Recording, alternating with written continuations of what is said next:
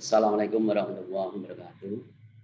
Anak-anak, mari kita mulai pelajaran. Sebelumnya kita baca basmalah dulu. Semoga ilmu yang kita serap itu dapat bermanfaat. Bismillahirrahmanirrahim.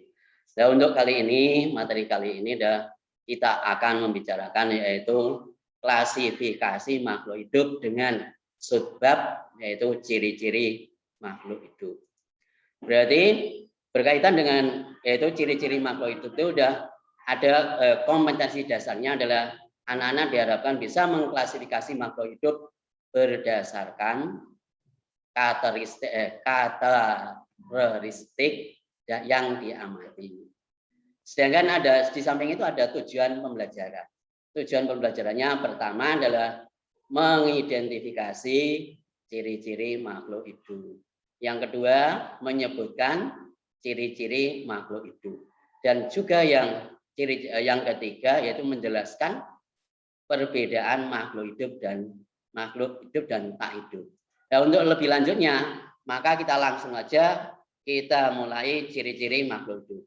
Ciri-ciri makhluk hidup yang pertama adalah bernafas. Bernafas itulah merupakan poin, yaitu poin utama bagi makhluk hidup. Karena apa? Karena setiap makhluk hidup itu tidak lepas daripada bernafas, karena bernafas adalah memiliki fungsi yang penting, yaitu untuk melakukan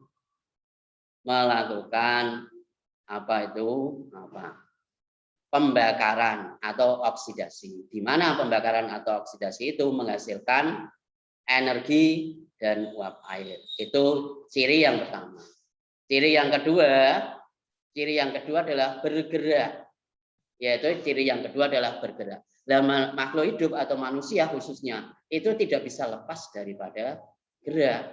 Karena itu termasuk ciri utama dari makhluk hidup.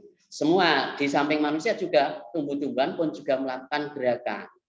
Nah, itulah mengenai ciri yang kedua. Adapun ciri yang ketiga adalah nutrisi, perlunya nutrisi. Berarti setiap makhluk hidup itu membutuhkan nutrisi karena nutrisi untuk melakukan pertumbuhan. Mulai dari kecil sampai yang besar atau pendek menjadi lebih tinggi. Nah, itulah perlunya adanya nutrisi bagi makhluk hidup atau khususnya manusia. Adapun ciri yang selanjutnya adalah ekskresi atau mengeluarkan zat sisa. Setiap makhluk hidup itu harus zat sisa itu yang sudah tidak diperlukan harus dikeluarkan. Mengapa harus diperlukan? Harus diperlukan karena zat sisa tersebut kalau tidak diperlukan dapat mengganggu kesehatan. Misalnya adalah urin, sisa pencernaan tidak dikeluarkan maka dapat yaitu menimbulkan perut jadi sakit. Begitu juga urin. Itulah mengenai ciri-ciri makhluk hidup yang keberapa tadi. Adapun selanjutnya adalah ciri makhluk hidup adalah itu tumbuh dan berkembang. Nah, berkaitan dengan tumbuh dan berkembang tersebut, maka makhluk hidup juga memerlukan nutrisi. Berarti ada hubungannya antara nutrisi tumbuh dan berkembang itu. Memang pertumbuhan misalnya asalnya kecil menjadi besar atau tinggi menjadi pendek menjadi lebih tinggi. Itulah mengenai ciri daripada makhluk hidup. Adapun ciri selanjutnya adalah reproduksi. Nah, setiap makhluk hidup itu perlu melakukan reproduksi. Karena apa? Karena nanti kalau tidak melakukan reproduksi, maka di masa yang akan datang akan mengalami kepunahan.